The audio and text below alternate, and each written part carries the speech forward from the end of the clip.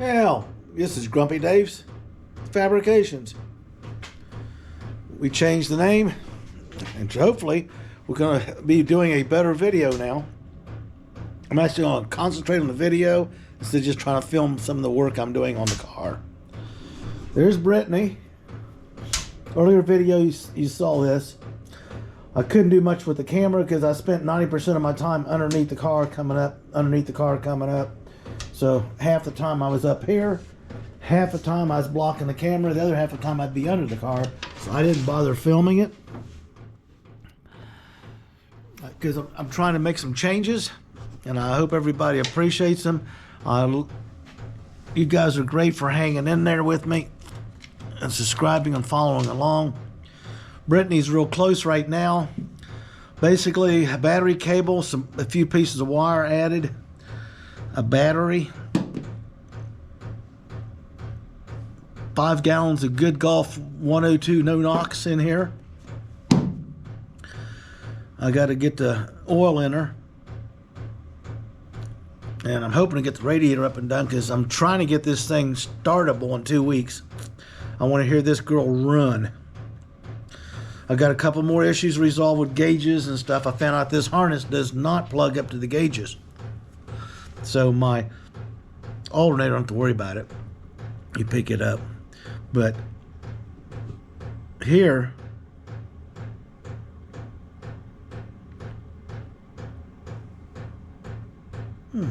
that's funny. I got a post on that alternator and don't have anything going to it like before.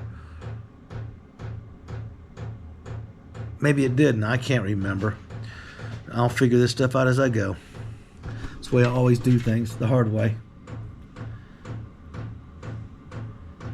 I got an oil pressure down there. I got water temperature over there. The 2 gauges. I got to run regular gauges too, which I kind of rather do it anyway. Pick up the alternator, the tachometer, and the speedometer was going to be different because I'm going to use a GPS speedometer, so I don't have to worry about wiring anything, and it'd be accurate. And the tachometer is just a wire tachometer. So there's everything in there. I'm still putting stuff in. There's still more to come. I need to get this taped off and get these panels done like I wanted to do.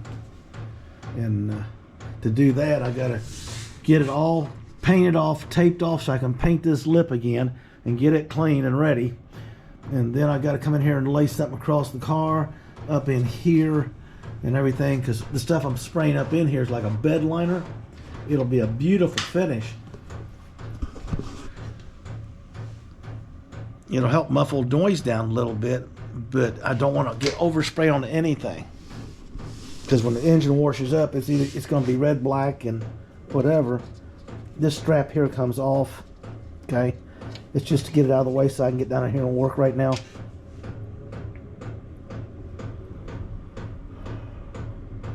So what do you people think?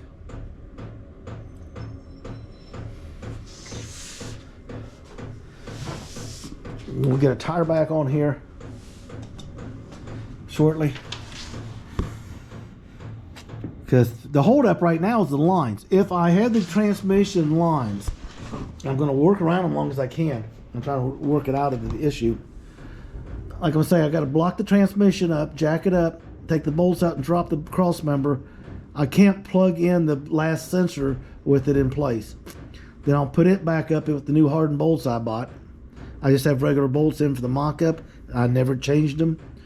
I kept using them for other things before I got to them. I need to just get to them. Bolt the mount in. This is already plugged in. It's all looking good, I will say.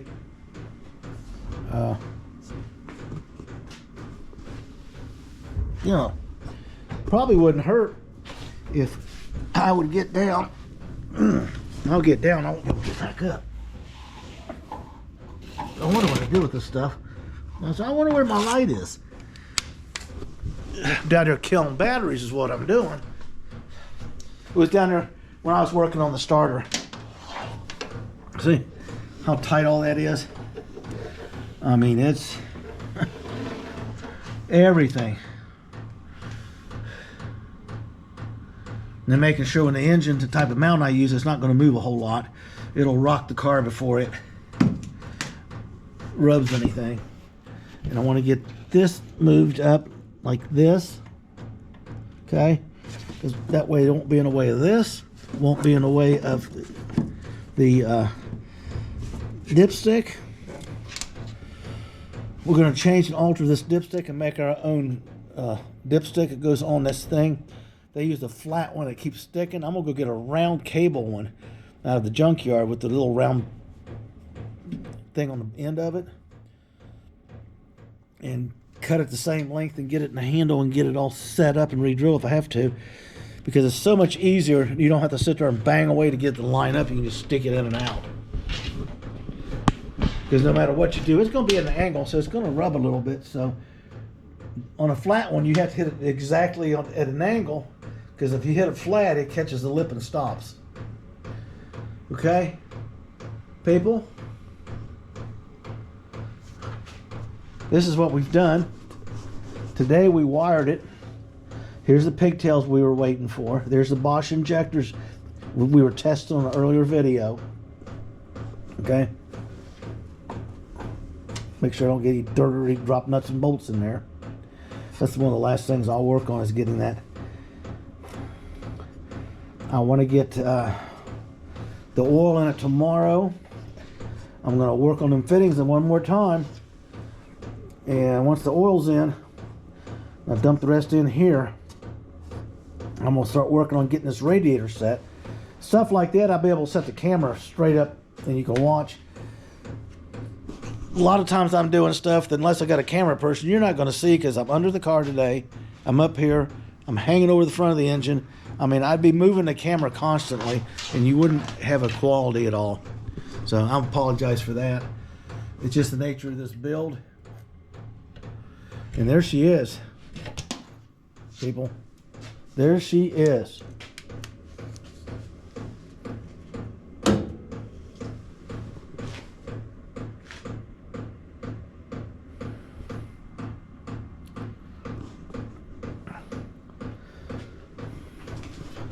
Because once the lines are done, I can order the transmission fluid and then get it filled up.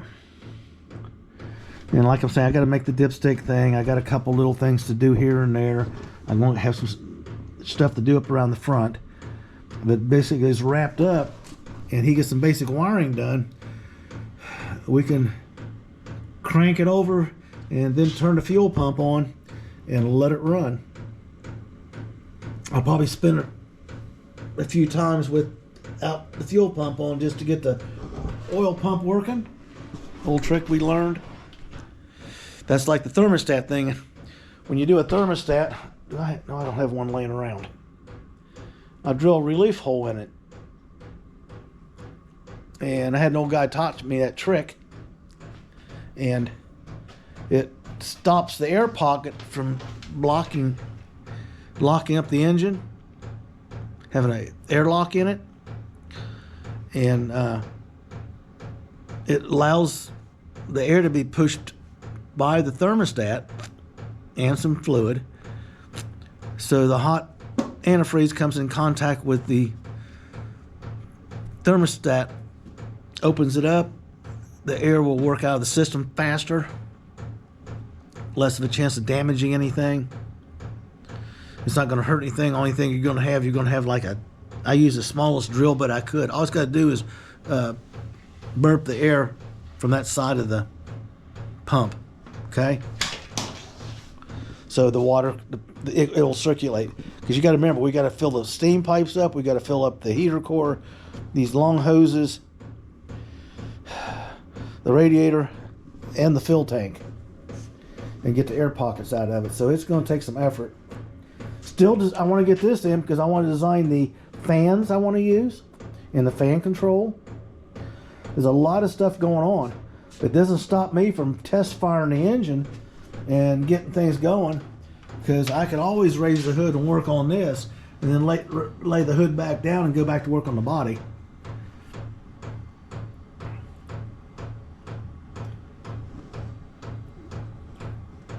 because this is pretty much wrapped up.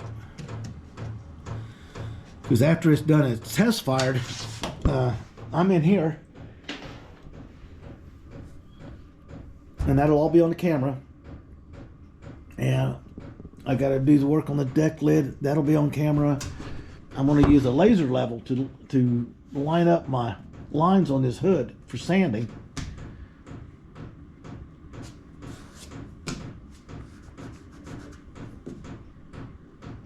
Because no matter what I do, the lines will always be present, because I'll set the laser level right here, and it'll shoot the line right all the way down, either on the ridge or the lower part. And I'll just do the measurements, and I'll do the whole thing on camera that I got planned. Boy, I'm telling you.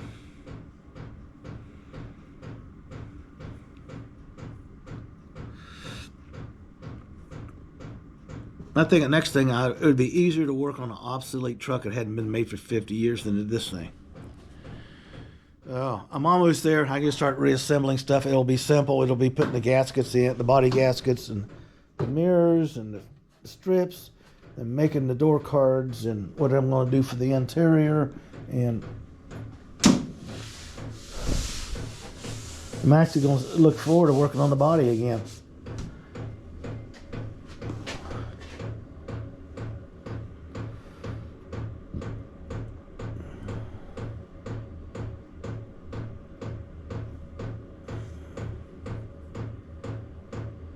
Got to work on the fan controls. I'll look at that. I'm going in and get on the computer. I got to look for the gauges, the fan controls. There's 7-inch fans. I'm going to put a pair of them in there.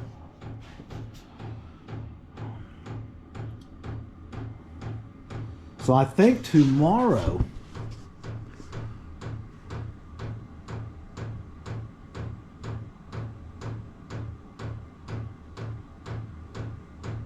I'm going to pick up those couplings again, try one more time to see what we can do. And then I'm going to work on these gauges.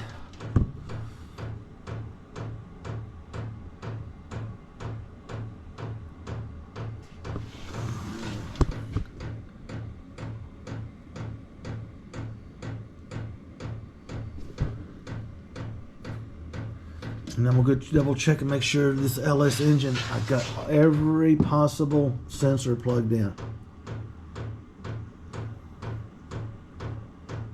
Something tells me there's one around the oil filter. I don't know why I'm thinking that way. I just have to. I don't have any in a position on the wiring harness to run down to it, because it's back in there. Makes no sense. We'll figure it out. People, like, subscribe, and hang in there. We'll get her done.